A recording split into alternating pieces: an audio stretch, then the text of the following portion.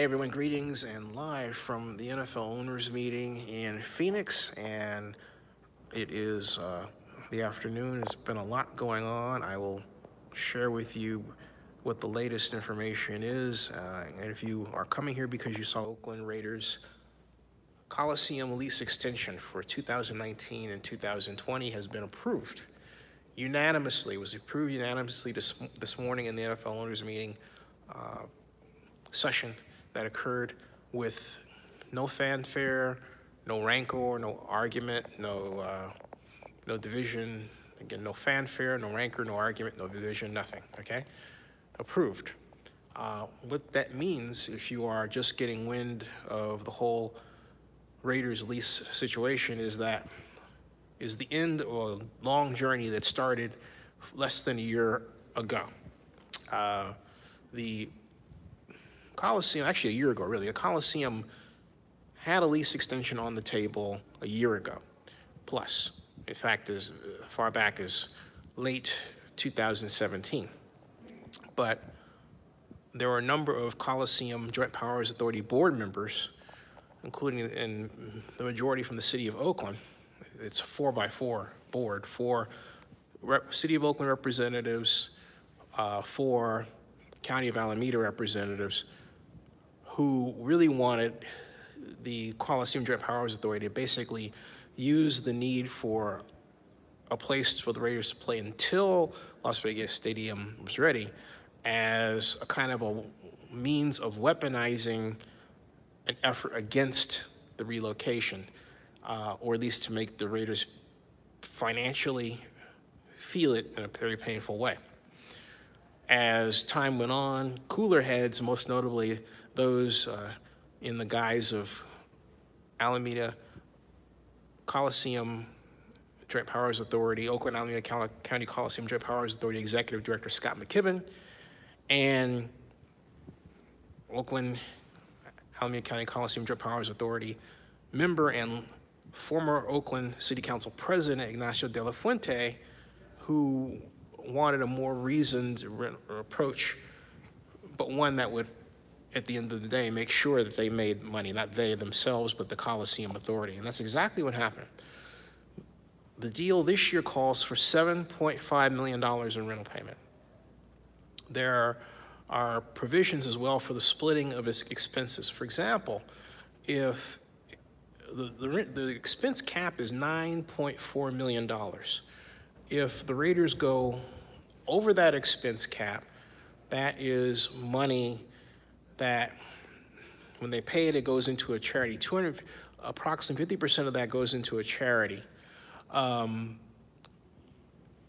if the expense is less than $9.4 million, then that basically inures to the benefit of the stadium authority. So basically, if it's greater, the Raiders do get some of that money, but a part of it has to be put into a charity.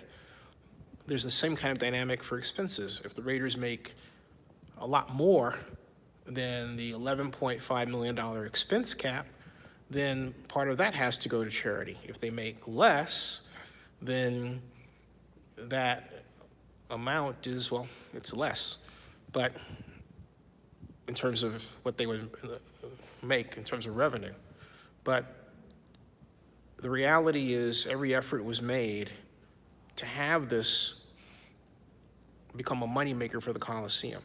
The second year, the rent goes to $10.5 million. It goes up $3 million. And if you combine those two deals, it means that the Coliseum makes net $2 million off that deal $5 million off the deal in over 2 years, $2.5 million average per year.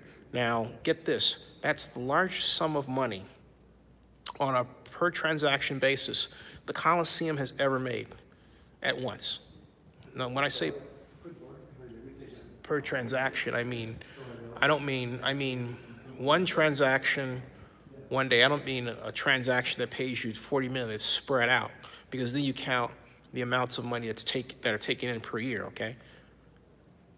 The Coliseum has had naming rights agreements that were 10 million, 12 million spread out over 10 years. That's just over $1 million a year. This is greater than that. And it underscores that statistic I just recited to you. It underscores how terribly the Coliseum has been ran, such that the Coliseum Board and the Coliseum Stadium Authority Board has allowed this situation to exist for decades, where the Coliseum complex has been arguably ran as if it were a gigantic high school gymnasium, as opposed to a money-making event and sports venue that's very important to the region. Now,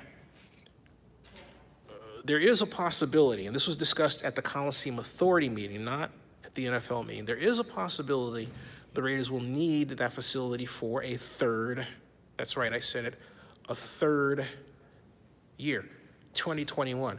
Now, Oakland Councilmember Noel Gallo has said the rule is this. He said it's 2019 and 2020, and that's it. He wants the Raiders out. He said that on the record. He said that here at Zenny 62. There are a number of Oakland council members who agree with him. So should that situation arise, and there is a good possibility it will, there's going to be another mess on the horizon. All of this also is clouded by the lawsuit. I was told by a source I cannot tell you that Oakland City Attorney Barbara Parker interjected herself at the last minute with some demands regarding the lease, that rankled the Raiders. What those demands were, I do not know. That is a closed session issue. So where the deal right now is here at the owners' meeting. It was unanimously passed. The Raiders will be at the Coliseum for what appears to be the 100th year of the NFL, the 100th NFL season. Another issue that is related to that is other people have asked me how much money the Raiders had to pay out in game day expenses. The answer is zero. In fact, zero. In fact, the Raiders have enjoyed a very unique deal where, in present value terms, $9 million, that's the present value of the expense, $9 million has been paid by the Coliseum Joint Powers Authority. They're not going to get that in Vegas. So if you add the $9 million that's paid out to the deal, it still looks good for the Coliseum Joint Powers Authority, and it's better than any other deal the Oakland Raiders are going to get when they move to Las Vegas. That's the feeling of the board, not me. That's the feeling of the Coliseum board. So, again, there it is. That's the latest news. It was unanimously approved without requested changes whatsoever. In fact, the matter went, I'm told, rather quickly. So there it is. Stay tuned and please subscribe to Zenny 62 for more from the NFL Annual